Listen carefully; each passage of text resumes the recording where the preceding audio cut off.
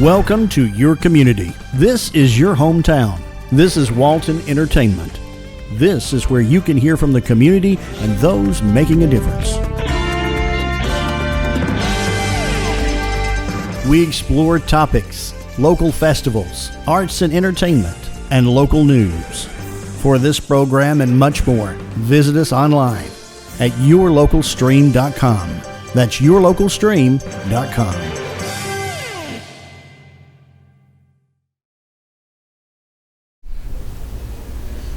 Hello everyone, my name is Cassandra Hainsworth and I am the 4-H agent here in Walton County.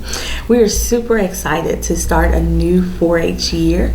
Our schools are preparing for us to come in. We do 4-H in every 5th grade class in the Walton County School District, Social Circle City School, as well as George Walton Academy. And we'll also be doing some in-school programming at Monroe Country Day School.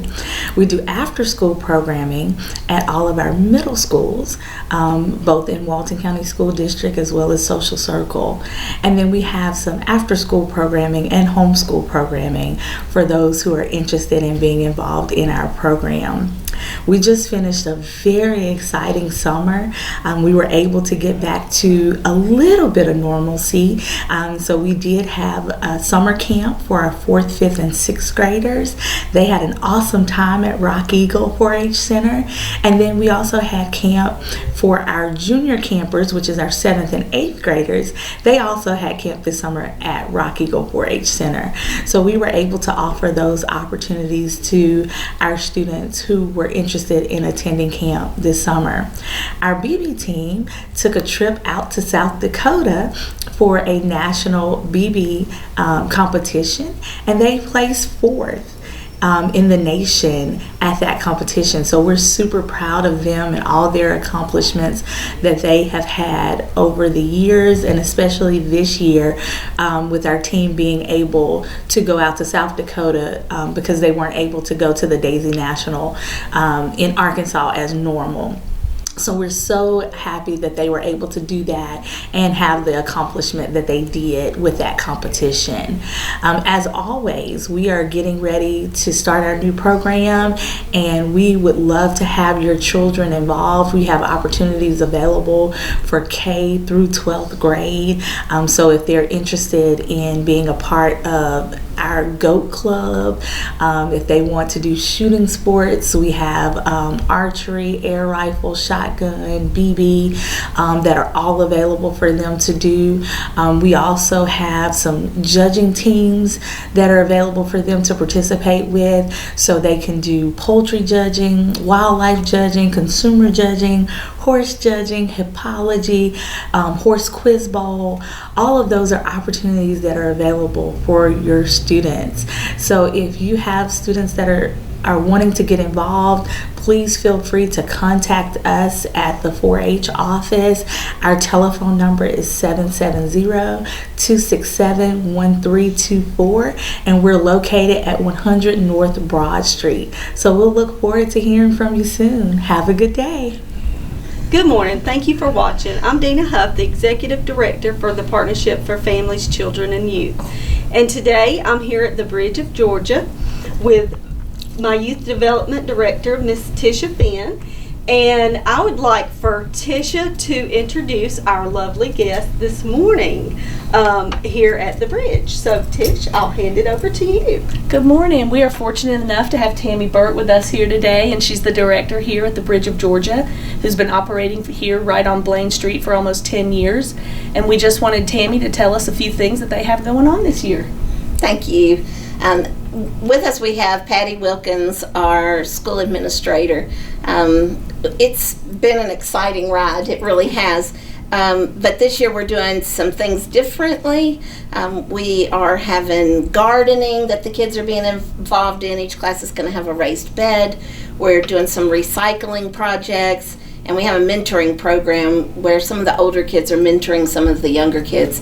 We're really excited about that because our kids really need to see other kids having success. They need to see that they can make it. They need to see, oh, I could do that when I grow up. And so it's very exciting for us to put them in those roles where they can can also learn to be that person to somebody that's younger and to be a role model. We're doing a lot that has to do with job preparedness, life preparedness, and we are having, this year we have 2 classes, a new program called RISE, not to be confused with the program in the school called RISE, but for our kids that need specific skills in order to have the opportunity to be independent in life.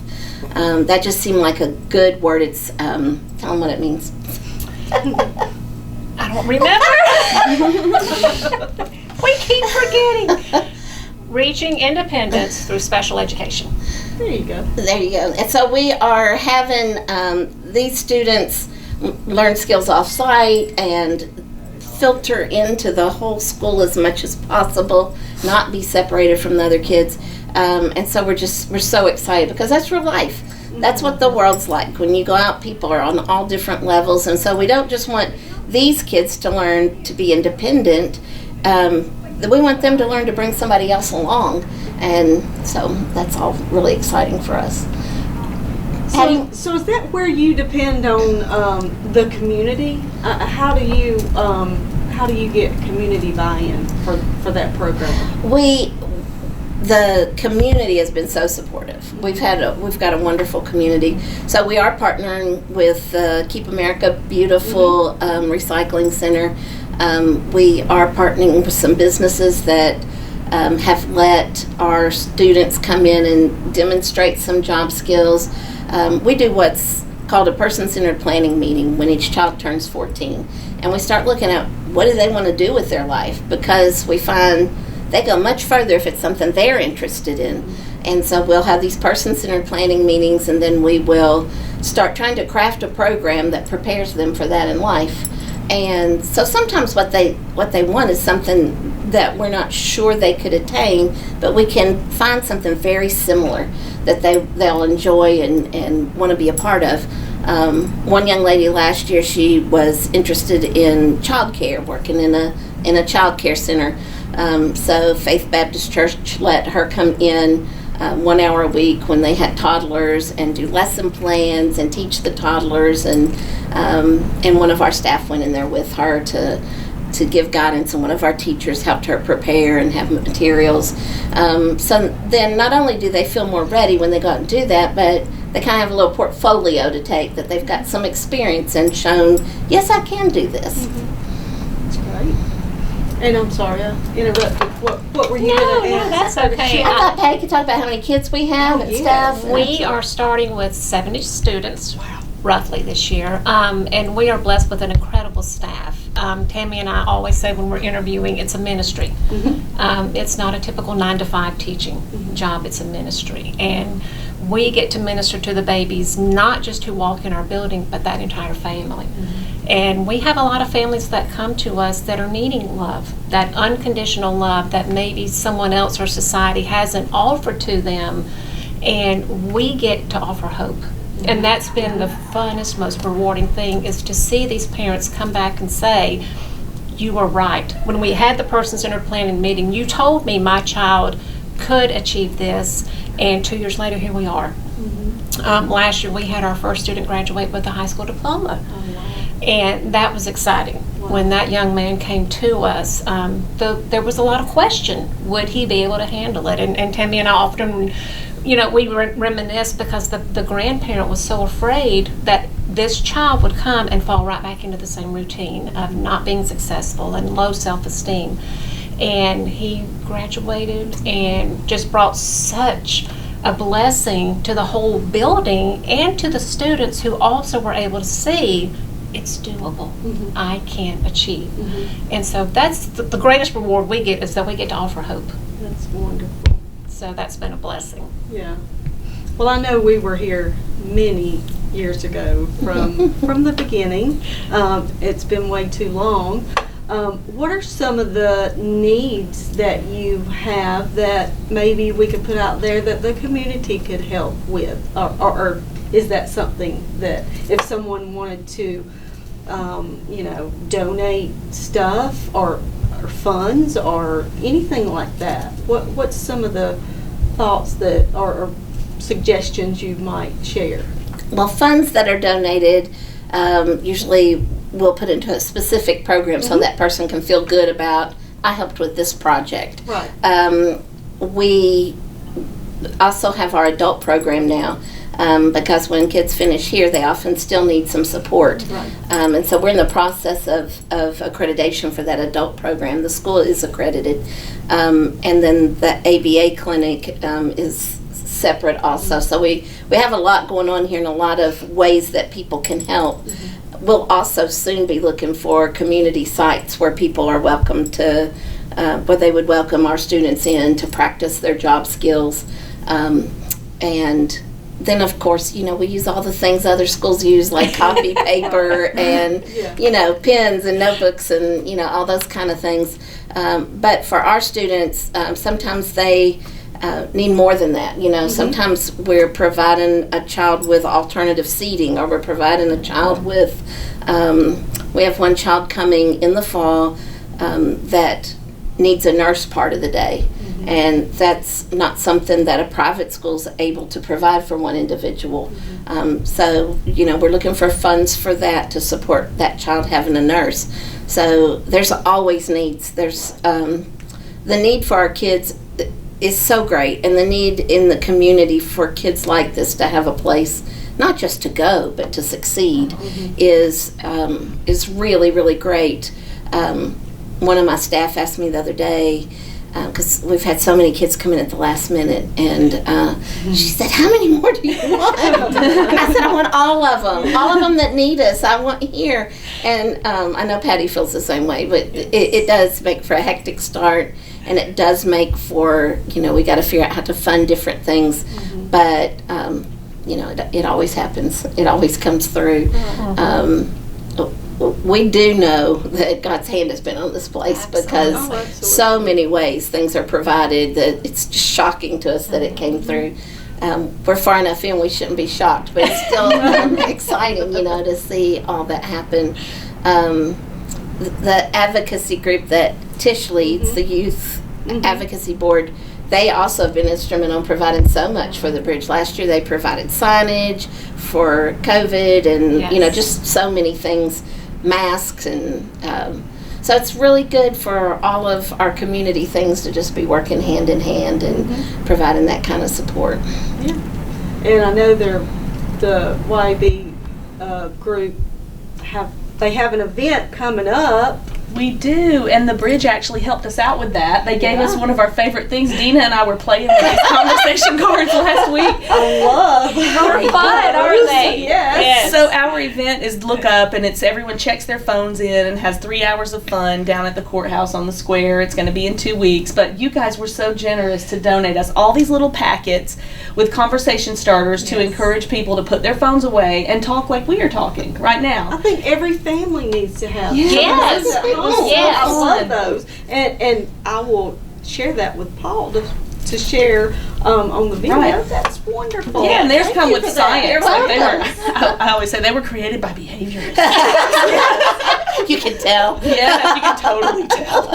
Yeah. So thank you for that. Oh, you're welcome. Thank you so much. And they're pretty. Yeah, they are pretty colorful. I know the people who come out are going to love that. So thank you so much for giving back to us too.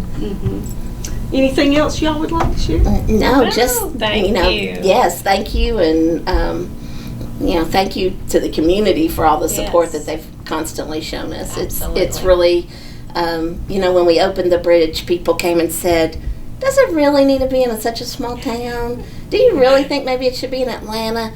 And from the beginning, we thought this is absolutely where it needs to be, because people embrace each other and people bring each other along, and in a big city, then when you go down here to this shop, it might not be like where they'll say, "Oh yeah, I know him. He's my neighbor. He lives on my uncle's street," or he goes to my church. That small town has been just a really beautiful thing for our students, and to find the support that they need, and families too. Would our families and our neighbors want to take their kids to a big city instead of our town? No, they would not. That's why this is here, for us to love on them and us to serve them. Absolutely. So thank you both. Thank you. And thank you for your ministry, most of all. And, you know, if God's hand wasn't in it, Oh, yes. first of all, it wouldn't be Yeah, we possible. wouldn't be here. So thank you. Thank you for being our guest. Thank you, Tish. If you have any questions for us at the partnership, feel free to give us a call. My direct line is 770-207-3175. Thank you for watching. You're watching Walton Entertainment.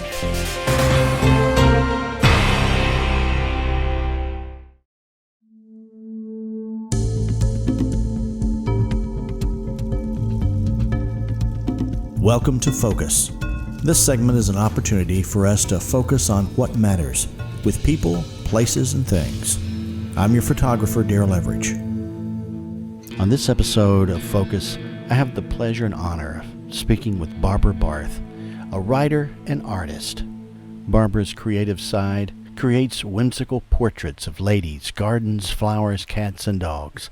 Today, we talk about her writing and her art. Okay, Barbara, thanks a lot for being on this episode of Focus. Well, thank you for inviting me. I'm very flattered. I have looked at so many of your paintings and your artwork, and it's just absolutely amazing. I think one of the things that I really want to know is, how did you discover that this was inside you? How did I discover this was something I wanted to do? Yes. Well, I've always loved art, and back in the early days of eBay, I sold oil paintings, Victorian oil paintings, and I could repair them, and I had fun with that, but it didn't really dawn on me I could paint my own. And then coming into the art center here, I was inspired by everybody's art and just started painting. And you got interested and involved in the local arts here, and tell us about that story, about how that happened. Okay, well, I moved from Decatur, Georgia to Social Circle. I did a stop there before I moved to Monroe last year. But anyhow, I got involved with the Art Center with my writing. And I came on the board of directors as the literary arts chair. And I was really all about the writing. I collect art, but it didn't dawn on me that I should be painting it. But looking at all the wonderful art and artists here at the Art Center, I got inspired to try my own. And I had tried some earlier on, and I did a little girl, and she looked like a demon that followed me from canvas to canvas. And that was probably, 15 years ago, and I sold her on eBay to get rid of her. And speaking of a little girl, there seems to be a reoccurring girl in a lot of your paintings. And where did she come from? You know, I have no idea. Some people go, she's me, and I'm really flattered because she's maybe a younger version of myself. But she's just kind of morphed over the last 2 years. A year ago, January, I had a painting in the members show here. It was a very whimsical painting of a butterfly girl. And she was wearing glasses or sunglasses. I was afraid to paint her eyes. And she actually placed first place in the show in 2D. And from that, I've just started, experimenting and starting to put in faces and eyes. And I really don't know where it came from, but it has become a consuming passion for me. And the girls are getting prettier or more realistic looking in some cases. I looked at a couple of paintings I did 2 years ago or a year ago, and people liked real well, but the girl looked like a little turtle face. So I did a little, as I call, plastic surgery on her. And I repainted some of her features, and she looked again like this girl. And I don't know, it's just, she is there, and I don't know when I sit down what she's going to tell me to do. And I see too, there's always a cat somewhere. Yes, I like to put cats in the paintings, which is really weird since I have 6 chihuahuas. I don't own a cat, but it was fun to paint the cats. And somebody told me a long time ago, particularly if you're going to try and sell your paintings or sell your work, people identify with a cat, any cat, because there's a lot of similarities in black cats and tuxedo cats. But with a dog, it's really breed specific. So if you paint this wonderful painting and you put a collie in it and they have a boxer, they don't want a collie painting. So I don't know, I just started painting cats. And I don't know if you've seen any of my recent stuff on Facebook, I'm now painting mice. Marlene Buchanan, who's one of our local authors, and Miss Ratledge is her middle name, and she likes rats, paintings, and illustrations, so she told me to start painting some mice. And now I'm doing a series of this little mouse that is owning a flower shop. So. And I know that you have a lot of stuff that you do sell and on commission. People come in and want to commission you to do something. Is there anything that you won't sell? I've got some of the paintings I brought here today. I love them, but I'm also, if somebody says to me, well, we want to buy that one, I probably am a little, okay, show me the money. But my work is very realistically painted, because if I go to sell something, I want somebody to have something they really like. And a lot of art is beautiful and it's very expensive, and I would give anything to own it. But I'm trying to make my art real affordable. So. And your paintings to you, are they personal? Are they very personal? They are. You know, when you sit down and as a writer, they tell you when you start to write, your character takes you on your journey. Well, what I found with my painting, I sit down and my character takes me on the journey on that. I have an idea in mind, but until I get started, I don't really know where I'm going to end. And one of the things I realized is that I always paint the face first. And once I have the face, I kind of know her story. So. And then the background comes in there. Yes. You kind of discover where she is yes. and what she's doing. Yeah. And that's remarkable. And you spoke a little bit about writing. That's something you also do. You yes. have a book and. Yeah. I have on my Amazon author page, I started writing when I lost my husband in 2008. And my first memoir was what they call a vanity publishing. I paid somebody to do it. It was before Amazon and everybody, CreateSpace, started making it so easy to do. And also back then it was kind of frowned upon, but now everybody's self-publishing and it is a respected form of getting your book out there. So that was the first book. And then I followed it up with a fictional book and my book about one of my dogs dreaming about going to Paris. And then I guess 2 years ago I wrapped it up with the final widow book. And I joke and say I never want to write about myself again. But I also like to encourage people to write. And we started Walton Writers here at the Arts Center because I think everybody has a story to share, be it a painting or writing. And I like to encourage people, if they think they have a story they want to share, they need to get it down on paper. You learn a lot that way about yourself too. And it helps to release stress, I guess. Yes, yeah. Most of my painting, my heavy painting, came after we all kind of got sequestered in with the beginning of the pandemic. And I didn't want to acknowledge what was going on. I wanted to still be around beauty because I used to be an antique dealer. My house is, you walk in, it looks like a shop. It's a little too much stuff, I think. But I wanted the beauty of the garden and pets and outdoors and things that make you smile when you look at them. My art is whimsical. I don't call it fine art by any chance, but it does, I think, speak to a lot of people. They like the stories that I put with them too. When I put them up on Facebook, the painting, usually the girl has a name and a little line, like a tagline about what she's doing. So I have fun with that. And I notice you have different sizes. Is there a particular canvas size that you enjoy more than others? Yes, and I'm realizing that right now. 16 by 20, it's just a standard, and you can drop it in any 16 by 20 frame. I have, it's easier to work on a larger canvas that size than it is for me to try and do a small one. I don't really do big art. 24 by 30 was the largest that I painted, partially because I don't walk that well and I can't stand that long because I am getting older. And I like to sit in my chair and paint, but I don't have an easel. I sit at my computer, and it is one mess right now because I sit with the canvas on my lap, leaning it on the desk and the keyboard. So now the floor is covered in paint, the keyboard's covered in paint, the monitor has got splashes on it. And I was actually looking at something on eBay the other day, and I went, there's a flaw in that. And then I looked closer, and I went, oh, that's paint on my monitor. But I like to paint there, and I have my 6 dogs all around me.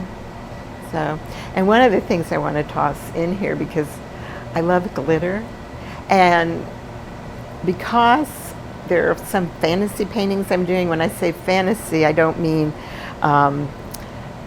they're just the ladies in the garden, but the flowers have glitter in them, and I'm finding that I like to add some glitter. I brought one of them here. She's a little bit different than what I've been painting, and she's wearing a crown, and I've got real thick glitter paint in there, and when you look at it, it looks like stones that are shimmering in the light. So I have fun with that. Great. Thank you, Barbara, for being here. Well, thank you. Wonderful. This Getting is a real pleasure. A little insight on the artist here. Yeah, this is a real pleasure, and I'm very flattered you chose me to talk to you today. Thank you. Well, keep up the good painting. Thank It's you. wonderful. Thank you. Thanks.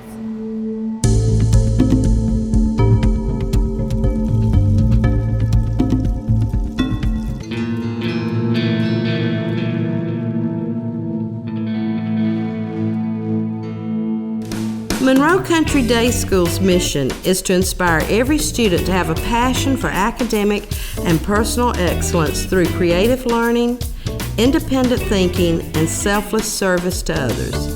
Students are exposed to the local community and provided opportunities for independent thinking. What will you do with all the dirt? Some of the dirt you see has been hauled over here because they're going to have to build the finished floor, the elevation of the building, so that it's got to have the right kind of soil that will compact and tighten up for the footings of the building. Monroe Country Day School values the whole child. Therefore, we believe in a holistic and integrated approach that involves the development of the student academically, personally, and socially.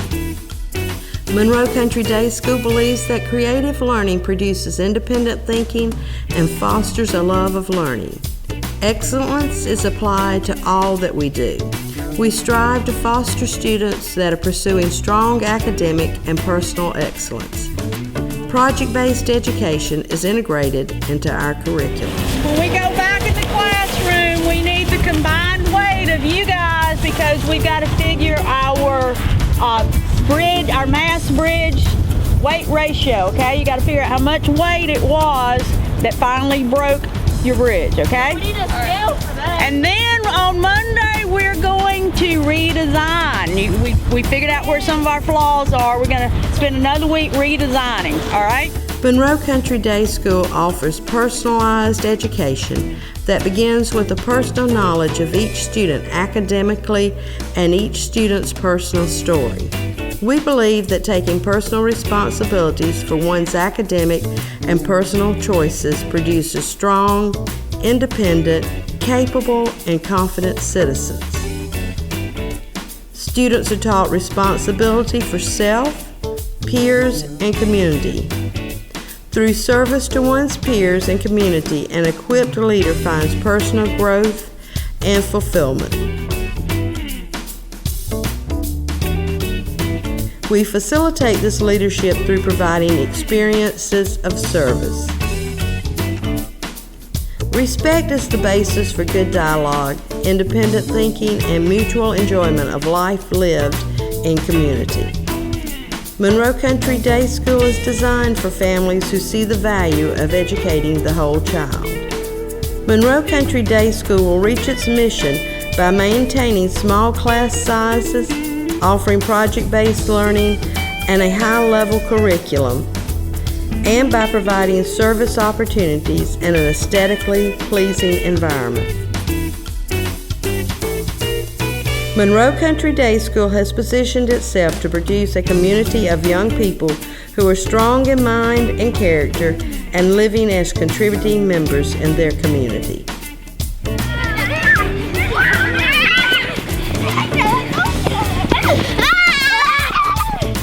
For more information, please contact Mandy Wellington, Admissions Director, at 770-267-8955. Woo! This show is getting hot in Walton County. If that's you right now, you may need to come to our splash park. In between Georgia, we've got water that's flying everywhere. It's going down and getting recirculated and coming back. And even if you're not in the water and you're bringing a child that's wanting to run around, sometimes if you just get downwind, you'll get some of the mist on you. So it's a great place to go. Let your kids have fun, cool off, and it's very, very affordable. We're doing it for $3 per kid. You can come out. We've got some folks that are there supervising. As long as you're 16 and up, you can bring a child and supervise them. It's a great place to have some good entertainment during the day. We're open from 4 to 6 most nights when school is in. We're open from 10 to 6 when school is out for the entire summer. The only day we're closed is on Monday. On Saturdays 10 to 6, on Sundays 1 to 5. So I hope to see you at the Splash Park, and remember, it's a great place to get out of the heat. Creative artists can offer you a wide range of video production. Call the experts and discuss your project today, whether it's your special event or your company. Creative Artist, 770-267-7368. Creative Artist produces this program you're watching. Call Creative Artist today, 770-267-7368. Creative Artist, they'll put you in the spotlight. Hello, I'm Kenny Sargent with Keep Walton Beautiful in the Walton County Recycling Center. I want to thank everyone for tuning in. We're still rolling right along right here at the Recycling Center. We have just wrapped up some of our end-of-year fiscal year reporting, and we've had our busiest year since I've been here, and I'm pretty sure it's the busiest we've been since this place has been open.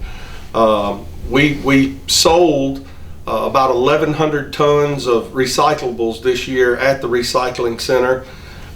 We had right at 24,000 cars come across our scale in the last fiscal year.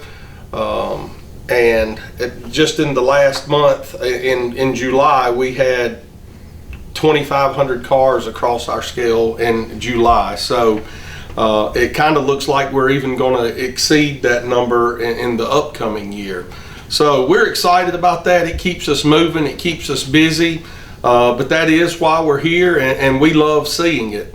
So, you know, tell your friends and family about us. Let them know that there's a good place here in the county they can go to recycle some of the items that can't be recycled with private haulers that they may be using. And we make it pretty quick and easy to pull through here and do your recycling. Feel free to share our number with them. Again, that number is 770-267-1421. Give us a call anytime. Come out and see us.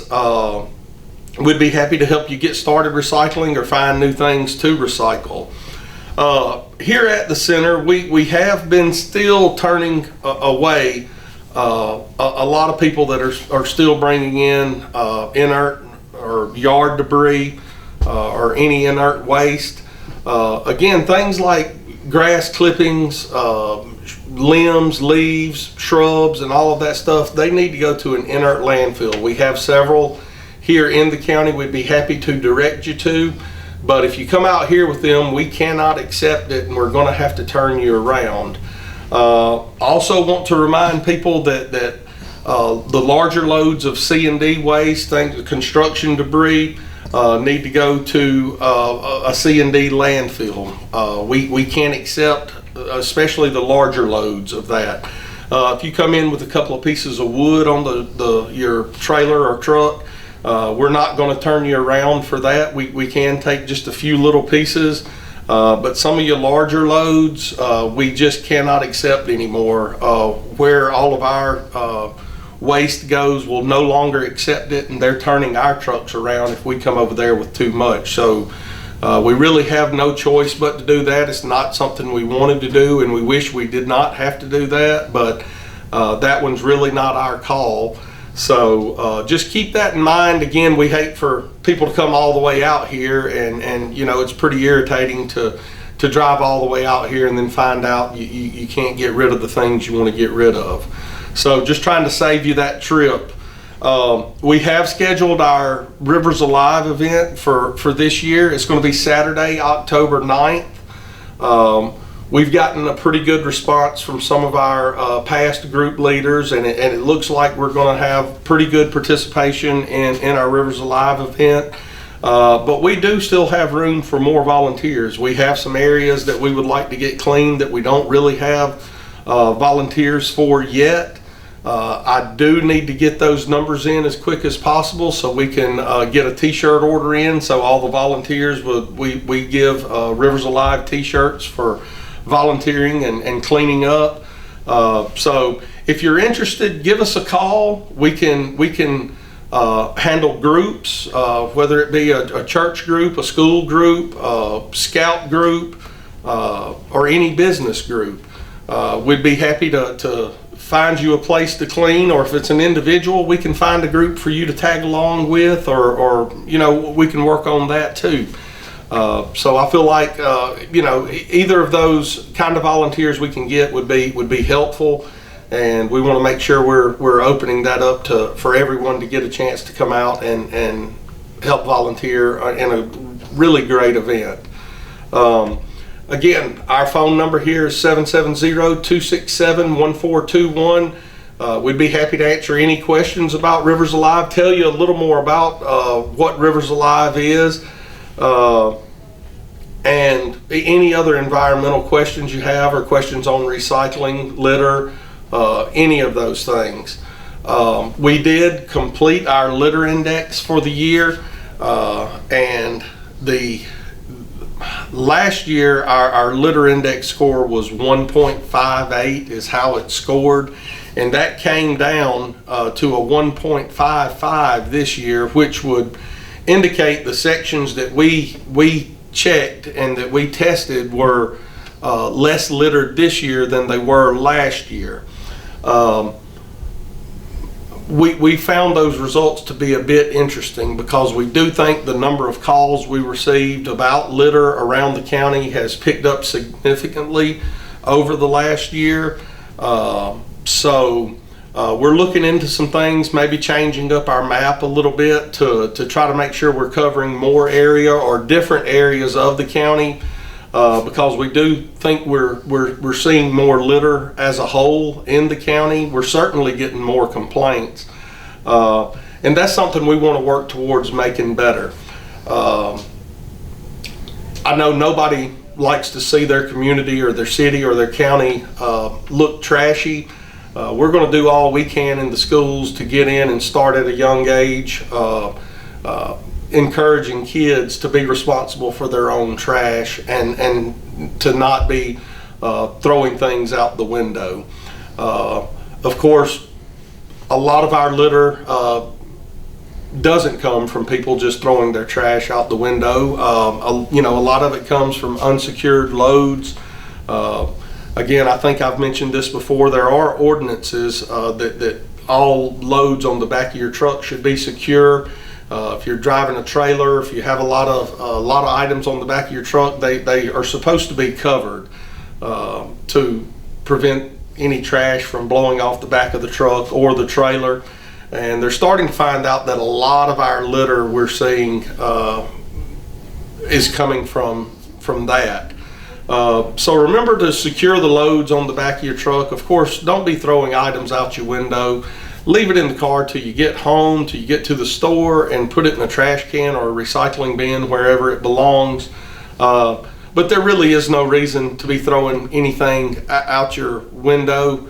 And we're hoping that, you know, if you are doing things like that, that the sheriff's department or the city police departments will catch you doing it, and will enforce the proper punishment for throwing things out that's not supposed to be. So again, like I always say, if you have any questions or concerns, you want to find out more about what we do, learn how you can get started recycling as an individual. You want to learn how your business can start recycling. We do a recycling pickup for office paper and plastics and aluminum. We'd be happy to come by and add you to our recycling route. Give us a call. There's always something we can help you out with on the recycling side of things. If you want to volunteer to do cleanups, we have Adopt a Road programs. We have, things like that. We can help you schedule cleanups.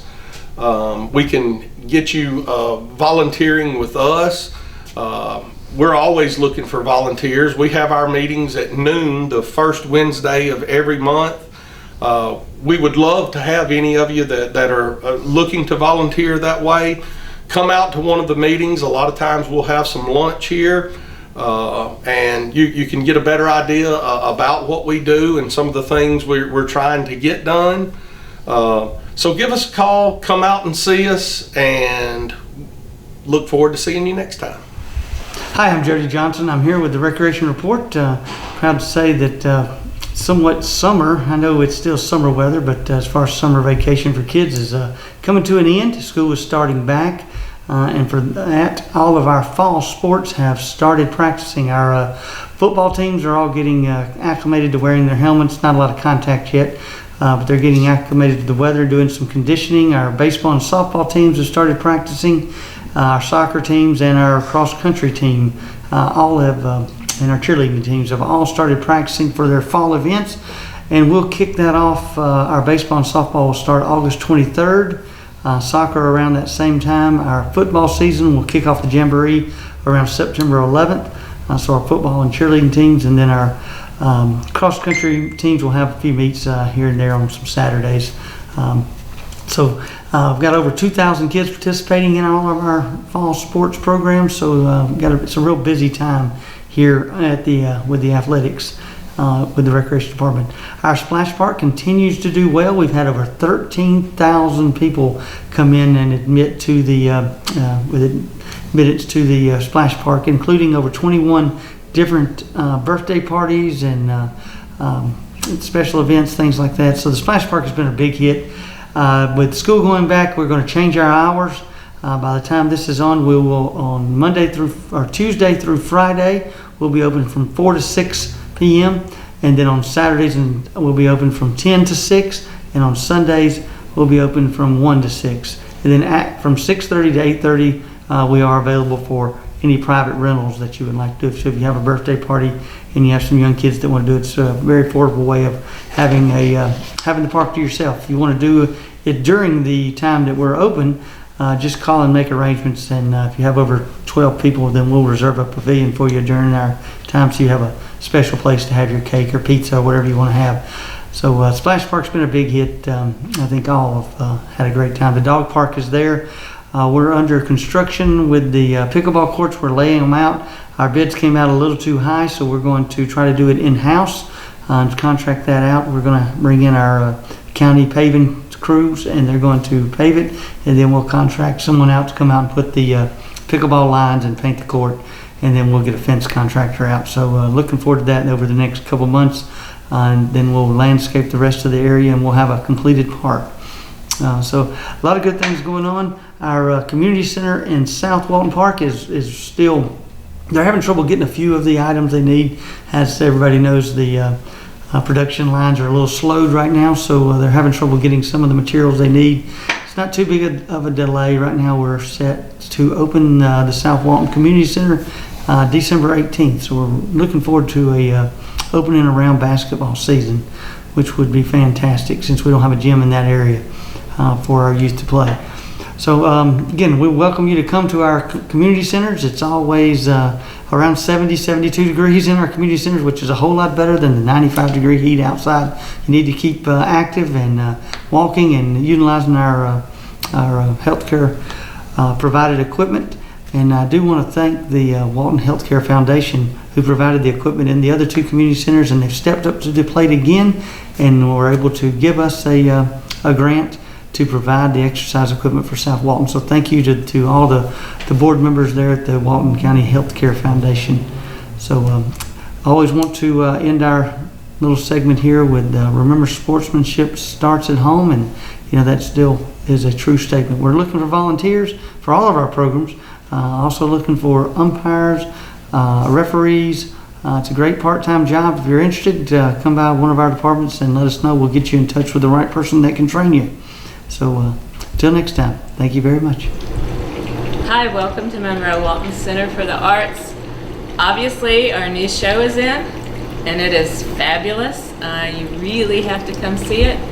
We have, I think 112 works of art here by 50 or so different artists, and that's in our regional show in the gallery area. Of course, admission is always free. There's never a charge to come in here. I get that question a lot. So there's no admission fee at all. Just come on in and enjoy the cool air and the relaxing vibe that we have going on here. De-stressing is good for your immune system, and who doesn't need that right now? So this is guaranteed to lift your spirits and to de-stress and kind of relax you a little bit. Look at some beautiful art by local artists. Some of these are members, some of these are from people that are brand new to us and have never shown here before, so it's a really exciting show. We have fiber works, we have photography, of course, original flat works of art, a little bit of sculpture, and functional pottery as well. So it's a beautiful show. You'll really love it. It's here through October, I forget, 21st or 2nd or something like that, and toward the end of October. And then the next show that comes in after that is our Christmas show, and that wraps up the year for us. So do come in and see the show. A lot of the works are for sale, not everything is, but a lot is. The pieces do have to hang and stay through the end of the show, but if you want something, you go ahead and pay for it, and it's marked as sold, and then you pick it up when the show is over. It's just a lovely show. Our other big news is we have Dino Day coming up on Saturday, August the 14th. That will be a citywide event all up and down the strip here. There'll be different activities and sales going on in the shop, kind of a back to school thing. The Unicorn Day was so crazy successful that they wanted to do something else fun for the kids, so this is Dino Day. Here at the Art Center, of course, we'll have the gallery show going on. Our shop, as always, will be open, and we've got 50 plus artists in our shop as well. And then we also have the at least 2 workshops and working on some others. So we'll have a pottery workshop, not exactly sure what the pottery project will be and at this point. And then also a watercolor project, and I know in the watercolor project they'll be painting monstera leaves. That's a type of philodendron, kind of a dinosaur-y looking prehistoric plant. So they'll be working on that as their pottery watercolor. And the watercolor is kind of an ongoing monthly class. It's something that we're developing along with the soirees. And of course, for our soirees, they're always drop-in. You don't have to pre-register. You just come and see what we're doing and have fun. I think we'll have a beading class. Julie will be here with her beads, her thousands and thousands. I don't have mine on. Thousands and thousands of beads for you to make your own bracelets, and you can make your own bracelets for, I think, the kids maybe start at $6 or $7, and the adults start at $8 to $10, and she has charms, and it's just a lot of fun. So we'll have at least those 3 workshops on Saturday the 14th. On the 13th, the night before, we will have our wine and cheese reception for our artists here. And of course, the public is invited. Again, it is free. It's a chance to see the show, meet some of the artists. The judge will be here, and he'll be making the awards for Best in Show, First, Second, and Third in our various categories. So it's a special night to celebrate the artists. You're watching Walton Entertainment.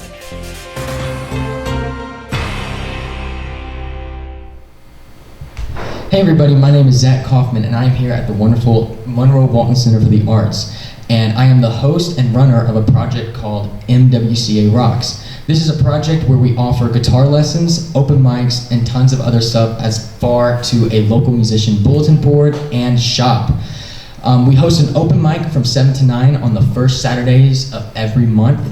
And we would love for you to come out here and show your talent, all the way from reading, music. If you are a comedian, you can come out here and show some of your funny jokes. So yeah, we are open from 11 to 5 Tuesday through Thursday, and 10 to 5 from Friday to Saturday. We also host a number of events, so just be sure to come down here to the Monroe Walton Center for the Arts and check out what we have to offer. Thank you.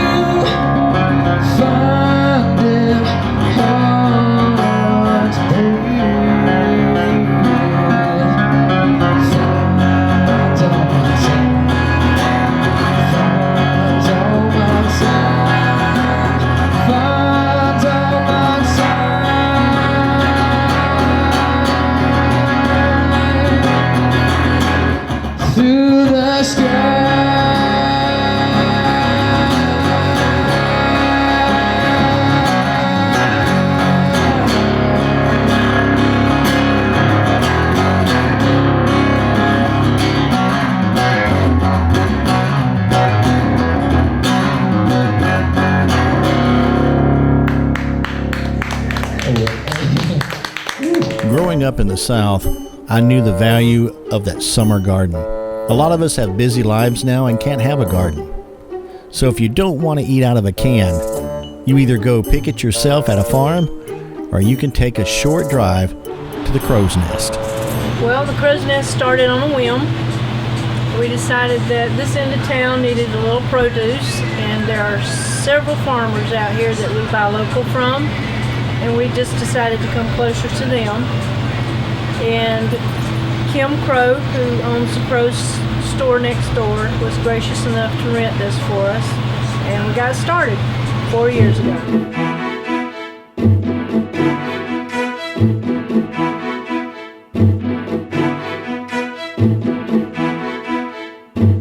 Well, we carry a lot of seasonal, which is your local squash, zucchini, tomatoes, okra, beans, and cantaloupe, watermelons.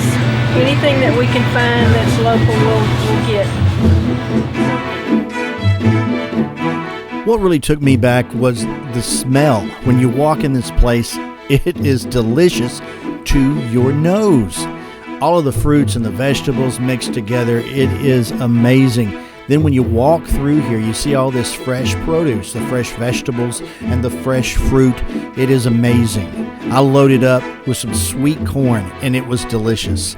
I'll definitely go back. This is a great place. I recommend. The difference is freshness, and we strive to have the freshest produce in town. We go to the market about every other day to get fresh. Correct. And we get it local from our farmers, and the freshness has a better taste because grocery stores shelf, and that takes all the vitamins and the freshness out of it. So buying local is the best way to go. The dog is our mascot, and she's here every day. We have a lot of customers that really come to see her, not us. Her name is Raya.